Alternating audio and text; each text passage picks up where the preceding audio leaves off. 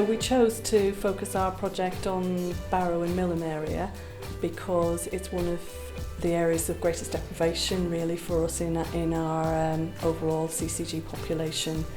And the GPs in our area recognise that they're dealing with high levels of ill health and long-term conditions, particularly respiratory disease and cardiovascular disease, but particularly finding that they are serving a lot of people who have mental health problems. So we explored a number of different options, and we looked at long-term conditions for psychological intervention, which is one approach that we took. We looked at our prevalence rates for anxiety and depression. We looked at our rates of dual diagnosis for substance misuse and mental health.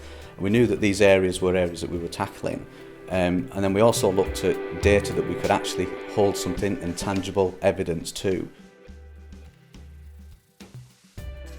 So with the data, we're using it for two different purposes. One of the reasons that we're using the data is to actually operationally manage, so we can see what the discrepancies are between practices, who actually needs their serious and enduring mental illness health checks, and how that differs across practices.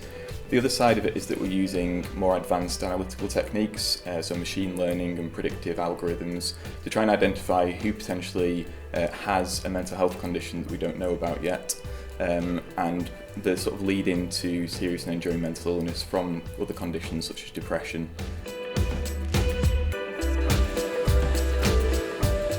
We found that 1% of our whole population had a severe mental illness. Now, you look into that a bit further, and of that cohort of people, that which is around 3,500 across Morecambe Bay, 46% of those will have a long-term physical health condition. And then you work that alongside the other evidence that tells around the prevalence of people with long-term conditions like COPD and diabetes.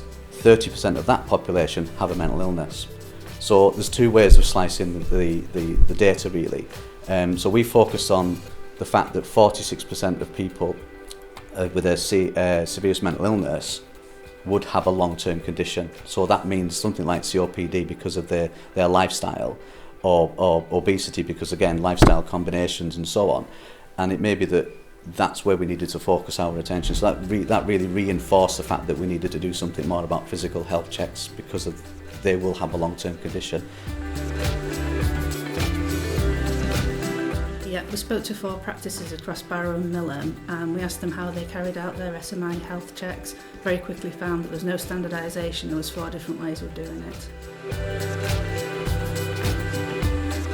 There's massive improvement, and we did start it. What we decided to do was look at the letter itself that went out to the patient. So we did a proper letter that fully explained what an SMI was and why it was important that they came. We did an information leaflet for them, so again they could understand the importance of coming. And we showed this to all the patients that we did under the trial, and they all said that was really, really good and it was a fantastic way to go forward.